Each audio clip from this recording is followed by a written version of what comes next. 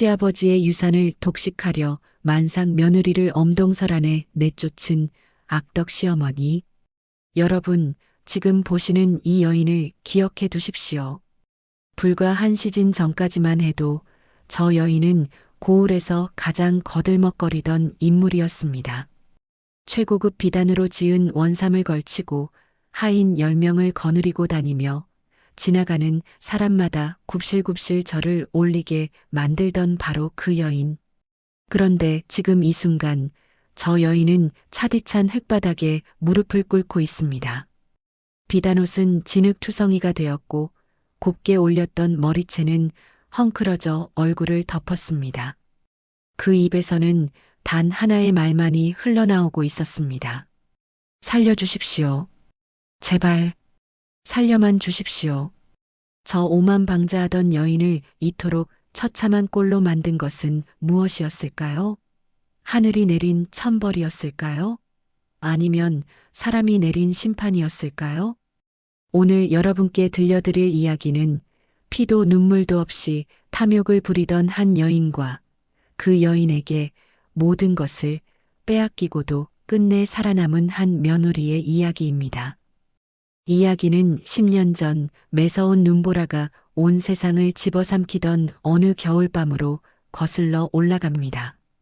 때는 지금으로부터 10년 전 충청도 어느 고을의 이야기입니다. 그 고을에서 가장 이름난 부호는 덕막 높은 선비 이진사였습니다. 논밭이 수십마지기요. 곳간에는 쌀이 넘쳤으며 무엇보다 그 인품이 어찌나 훌륭했던지 고을 사람들이 모두 그를 존경하고 따랐습니다. 이 진사에게는 한 가지 깊은 슬픔이 있었으니 일찍 세상을 떠난 첫 번째 부인 때문이었습니다. 첫 부인은 아들 하나를 낳고 세상을 떴고 그 아들 이서방은 총명하고 바른 청년으로 자랐습니다. 이서방은 마을에서 알아주는 규수 연희와 혼인하였습니다. 연희는 외모가 빼어난 것보다 마음씨가 더욱 고운 처자였습니다. 시아버지 이진사를 제 친아버지처럼 섬겼고 남편을 극진히 내조하였으며 이웃에 어려운 이가 있으면 제 것을 먼저 내어주는 성품이었습니다. 고을 사람들은 이서방이 어찌 저리 복된 부인을 얻었는지 부러움 반, 칭찬 반으로 바라보았습니다. 그런데 평온하던 이 집안에 그림자가 드리우기 시작한 것은 이 진사가 재혼을 결심하면서부터였습니다. 홀로 사는 것이 외로웠던 이 진사는 한양에서 내려온 과부 조씨를 후처로 맞아들였습니다. 조씨 부인은 첫눈에 보기에도 범상치 않은 인물이었습니다. 한양 말씨를 쓰고 비단옷을 즐겨 입고 눈 아래 무언가 깔아보는 듯한 시선이 인상적인 여인이었습니다. 연희는 새 시어머니를 정성껏 섬겼습니다. 아침마다 문안 인사를 드렸고 좋은 음식이 생기면 제일 먼저 시어머니 방으로 들였습니다. 하지만 조씨 부인의 눈에 연희는 처음부터 탐탁지 않았습니다. 아니, 정확히는 눈엣가시였습니다. 조씨 부인이 이 집안에서 진정으로 원하는 것은 단 하나였습니다. 이 진사의 막대한 재산, 그것 전부를 자신의 손아귀에 넣는 것. 그런데 연희가 있는 한 그 꿈은 이루어질 수 없었습니다. 연희가 아이를 낳으면 그 아이가 이 집안의 대를 잇게 될 것이고 재산은 당연히 그쪽으로 흘러갈 것이었으니까요. 더군다나 연희의 뱃속에는 이미 아이가 자라고 있었습니다. 산딸이 얼마 남지 않은 만삭의 몸이었습니다. 조씨 부인이 속으로 이를 갈던 그의 겨울, 청천벽력 같은 일이 일어났습니다. 이서방이 갑작스러운 병으로 세상을 떠난 것입니다. 연희는 하늘이 무너지는 슬픔 속에서도 만삭의 배를 부여잡고 시아버지를 곁에서 모셨습니다. 이 진사 역시 사랑하는 아들을 먼저 보낸 충격을 이기지 못하고 며칠 지나지 않아 연희의 손을 꼭 잡으며 눈을 감았습니다. 연희야, 내가 낳을 아이가 이 집안의 희망이니라. 부디 잘 키워다오. 그것이 이 진사의 마지막 말이었습니다. 시아버지와 남편을 한꺼번에 잃은 연희의 슬픔은 이루 말할 수 없었습니다. 그러나 뱃속의 아이를 생각하며 눈물을 삼켰습니다. 바로 그 장례가 끝나기도 전에 조 씨 부인은 움직이기 시작했습니다. 먼저 하인들을 하나씩 불러들였습니다.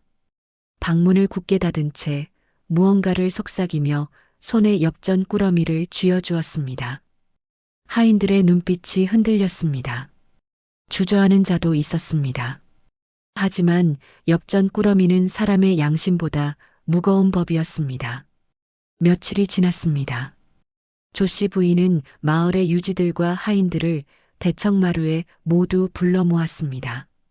그리고 떨리는 목소리로, 아니, 사실 조금도 떨리지 않는 목소리로 이렇게 말했습니다.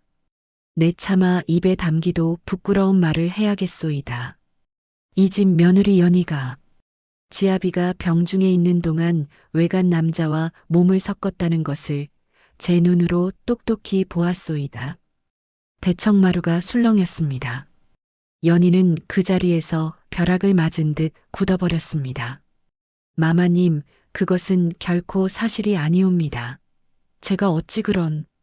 하지만 조 씨 부인은 연희의 말을 가로막았습니다. 증인도 있소이다. 미리 매수해둔 하인 셋이 줄줄이 나와 거짓 증언을 늘어놓기 시작했습니다.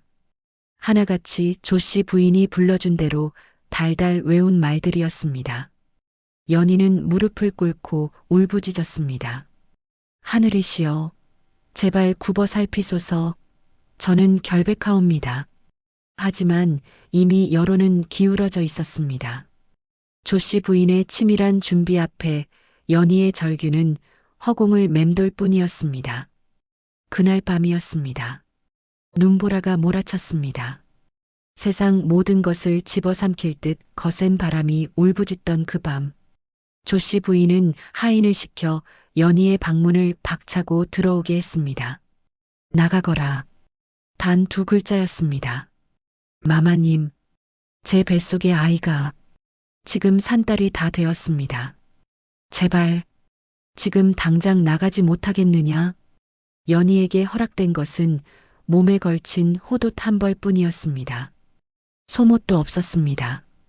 버선도 없었습니다. 만삭의 배를 부여잡은 채 연희는 그 혹독한 눈보라 속으로 내쫓겼습니다. 대문이 굳게 닫혔습니다. 연희는 그 자리에 무릎을 꿇었습니다. 눈물은 뺨을 타고 흘러내리다 그 자리에서 얼어붙었습니다. 뱃속의 아이가 발길질을 했습니다. 살아있다는 신호였습니다. 아가야, 괜찮다. 어미가 있다. 연희는 이를 악물었습니다. 그리고 한 발짝, 또 한 발짝, 눈보라를 헤치며 걸어가기 시작했습니다. 연희가 얼마나 걸었는지 알 수 없었습니다. 발이 감각을 잃었습니다. 손가락이 굳었습니다. 눈보라는 더욱 거세졌습니다.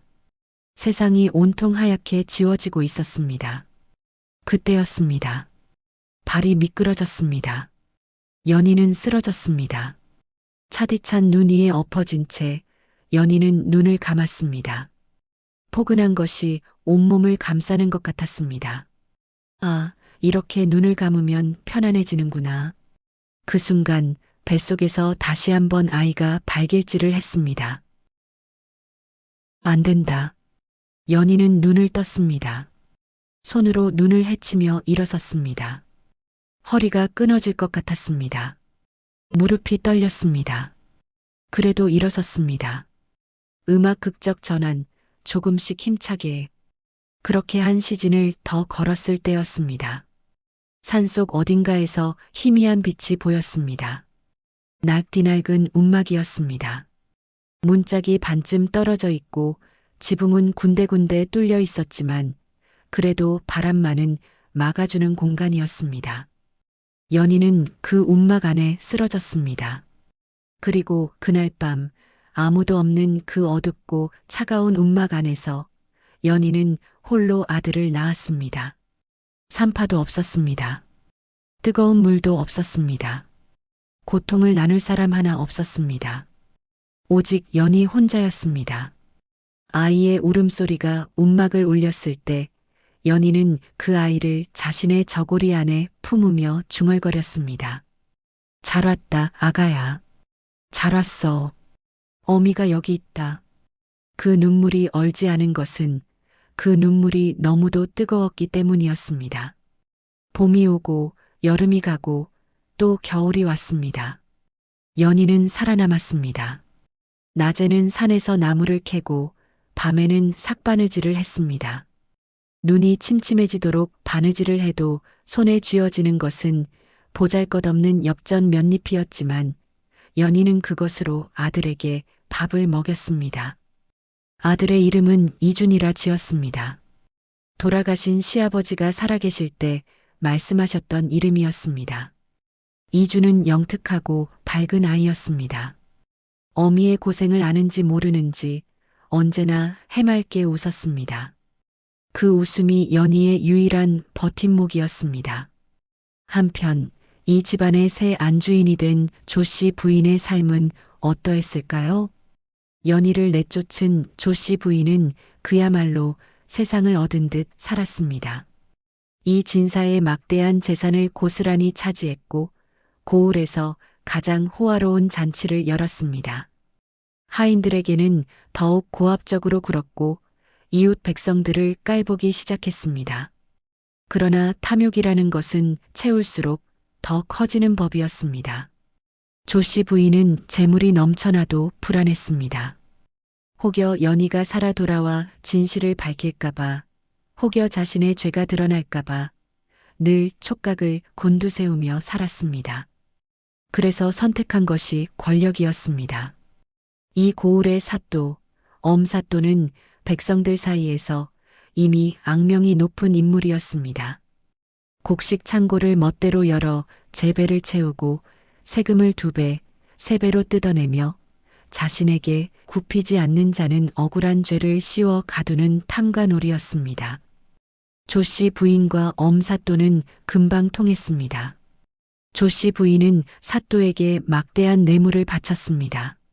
사또는 조씨 부인의 뒤를 봐주는 든든한 방패가 되었습니다. 두 사람은 서로의 탐욕을 먹이 삼아 고을을 쥐어짰습니다. 백성들의 피눈물이 흘렀습니다. 하지만 하소연할 곳이 없었습니다. 사또가 저지경이니 다른 방법이 없었습니다. 그로부터 몇 해가 지난 어느 봄날 장터에서 사건이 일어났습니다. 연희는 삭바느질로 만든 물건을 팔기 위해 아들 이준의 손을 잡고 장터에 나왔습니다. 남루한 차림이었지만 눈빛은 살아있었고 이준의 눈도 초롱초롱 빛났습니다. 바로 그때였습니다. 화려한 가마가 장터를 가로막았습니다. 가마 문이 열리며 조씨 부인이 내려섰습니다. 그리고 연희와 눈이 마주쳤습니다. 찰나의 정적이 흘렀습니다. 조씨 부인의 눈가에 비릿한 웃음이 번졌습니다. 오호, 이것이 누구냐? 죽은 줄 알았더니 살아있었구나. 어디 보자. 꼴이 그게 뭐냐? 하하. 장터 사람들이 모두 바라보았습니다. 조씨 부인은 더욱 크게 웃으며 말을 이었습니다. 남편 빈자리를 외간 남자로 채우더니 결국 이 꼴이 되었구나. 쯧쯧쯧, 저리 비켜라. 천한 것이 내 앞을 막으면 되겠느냐? 연희의 얼굴이 하얗게 질렸습니다. 옆에 선 이준이 어미의 손을 꼭 잡았습니다. 어마마마, 저 아주머니가 왜 저러는 거예요? 연희는 아들 앞에서 무너지지 않으려 이를 악물었습니다. 괜찮다, 이준아. 가자. 고개를 들고 걸어가는 연희의 등 뒤에서 조씨 부인의 비웃음 소리가 계속 들려왔습니다. 하지만 연희는 멈추지 않았습니다. 걸음을 멈추지 않았습니다. 그의 여름의 끝 무렵이었습니다. 며칠째 폭우가 쏟아졌습니다. 산에서는 물이 넘쳤고 길은 끊겼습니다. 연희는 운막 문을 굳게 닫고 이준을 곁에 앉혀 바느질을 하고 있었습니다. 그때 문 밖에서 소리가 들렸습니다. 쿵. 연희가 문을 열었습니다. 움막 앞에 한 노인이 쓰러져 있었습니다. 백발이 성성하고 눈에는 흰 천이 감겨 있었습니다. 옷은 남루하고 신발은 닳아 구멍이 났으며 온몸이 빗물에 흠뻑 젖어 있었습니다. 맹인인 듯 했습니다. 연희는 잠시도 망설이지 않았습니다. 노인을 부축해 움막 안으로 들였습니다. 마른 짚을 깔아 눕혔습니다. 이중과 함께 힘을 모아 물을 끓였습니다. 그리고 연희는 장독대 뒤에 숨겨두었던 마지막 쌀 한 줌을 꺼냈습니다. 내일을 위해, 모레를 위해 아껴두었던 쌀이었습니다. 그것으로 미음을 쑤었습니다. 노인이 눈을 떴습니다. 뉘시오. 나를 살려주셨소? 그냥 지나칠 수가 없었습니다. 어르신, 미음이 있사오니 드십시오. 노인은 미음 그릇을 두 손으로 받으며 오래도록 말이 없었습니다. 비가 그치는 사흘 동안 노인은 연희의 움막에서 지냈습니다. 연희는 가진 것이 없었지만 있는 것을 다 내어주었습니다. 노인이 배고파할까봐 먼저 밥을 드렸고 추워할까봐 자신의 이불을 덮어드렸습니다. 노인은 조용히 눈을 감은 채 듣기만 했습니다. 연희의 움직임을, 이준의 제잘거림을, 그리고 때로 밤에 홀로 삼키는 연희의 울음소리까지. 사흘째 되는 날, 날이 맑게 개었습니다. 노인은 자리에서 일어나 앉았습니다. 그리고 눈에 감긴 흰 천을 스스로 풀었습니다.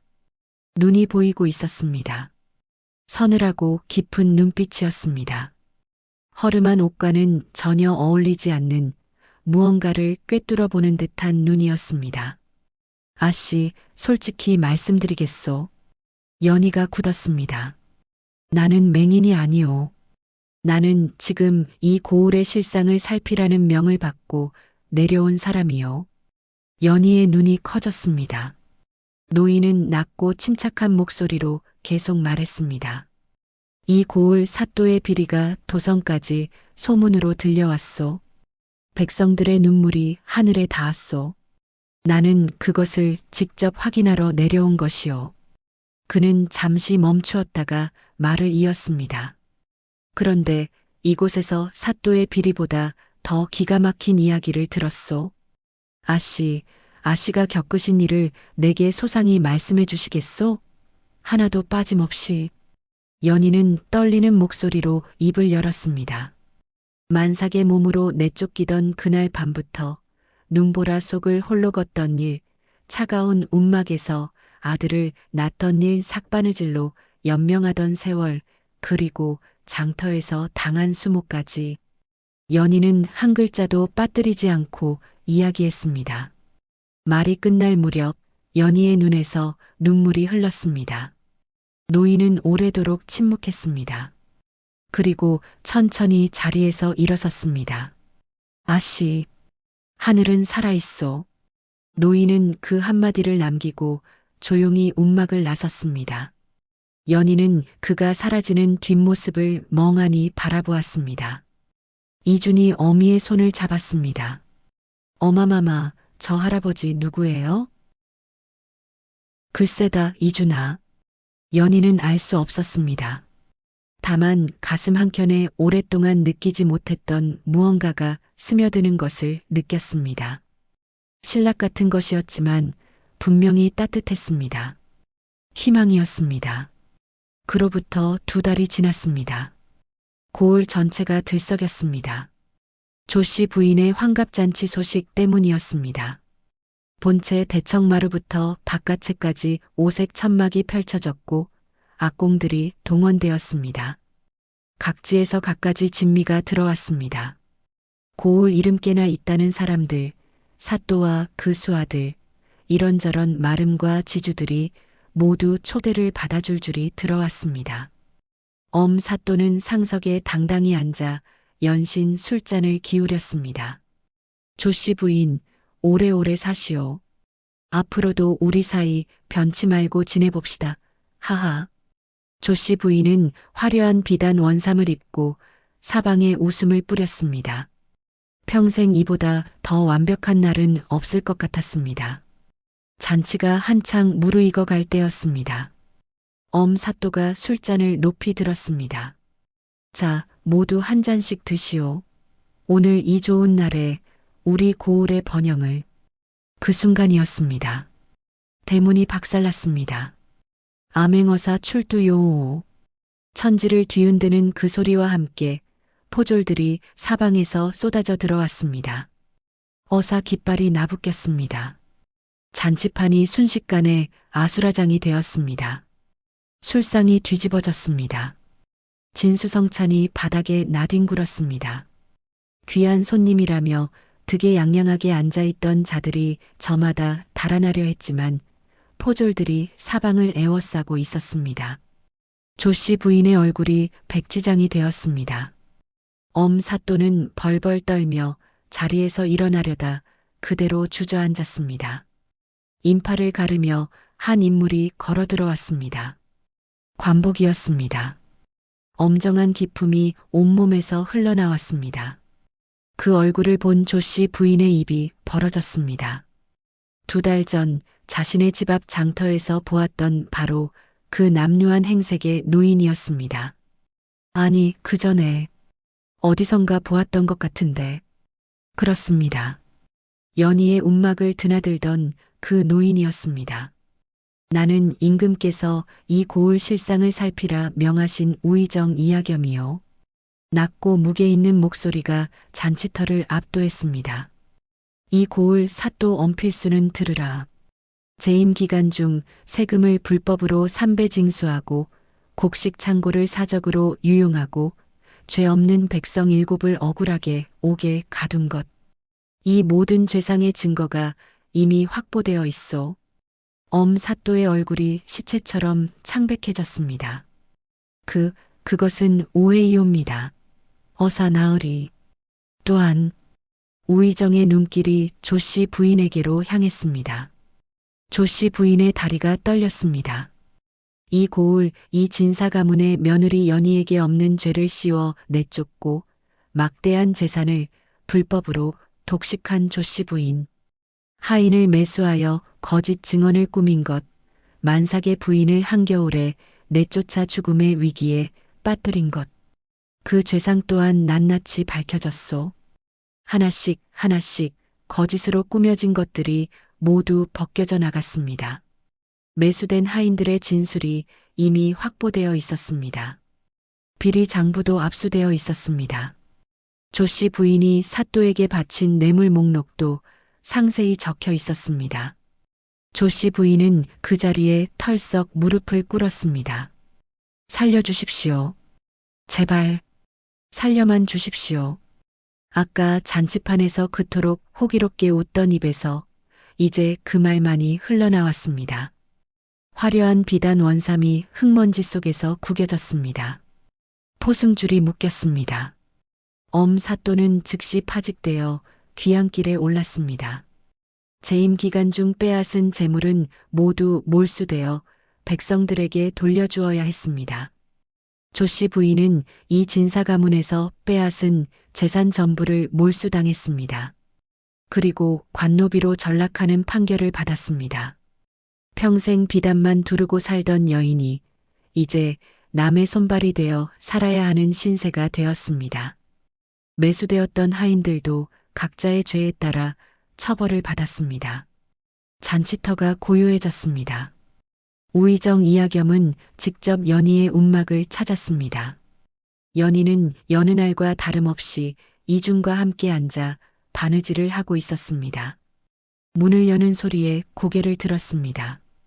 그리고 그 자리에 굳었습니다. 아씨. 우의정의 목소리는 낮고 따뜻했습니다. 이제 집으로 돌아가셔도 됩니다. 연희의 눈에서 눈물이 떨어졌습니다. 바느질하던 손이 떨렸습니다.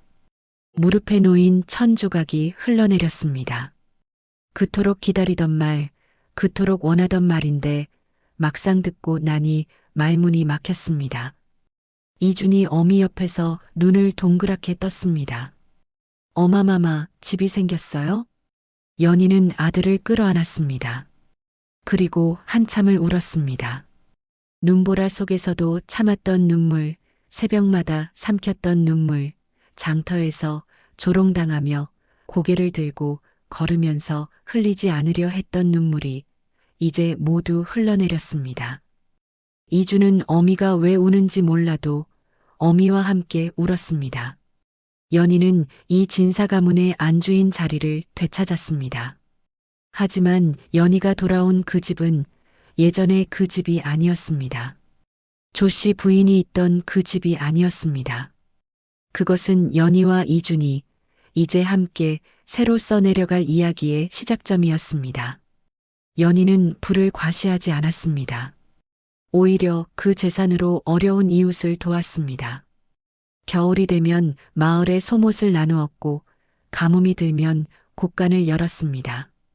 굶주린 아이가 있으면 이준과 함께 직접 밥을 지어 날랐습니다. 이준은 그런 어머니를 보며 자랐습니다. 눈보라 속에서도 포기하지 않는 것, 아무것도 없어도 가진 것을 나누는 것, 억울해도 무너지지 않고 걸음을 멈추지 않는 것. 그것이 이준이 어머니에게서 배운 전부였습니다.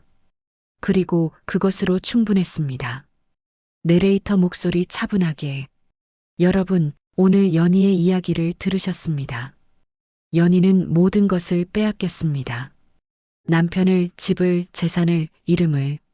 만삭의 몸으로 눈보라 속에 내던져졌습니다. 아무도 없는 움막에서 홀로 아들을 낳았습니다. 세상에서 가장 외롭고 처절한 밤을 보냈습니다. 하지만 연희는 단 한 번도 포기하지 않았습니다. 뱃속에서 발길질하는 아이를 느끼며 눈 위에서 일어섰습니다. 마지막 쌀 한 줌으로 쓰러진 노인에게 미움을 쏘았습니다.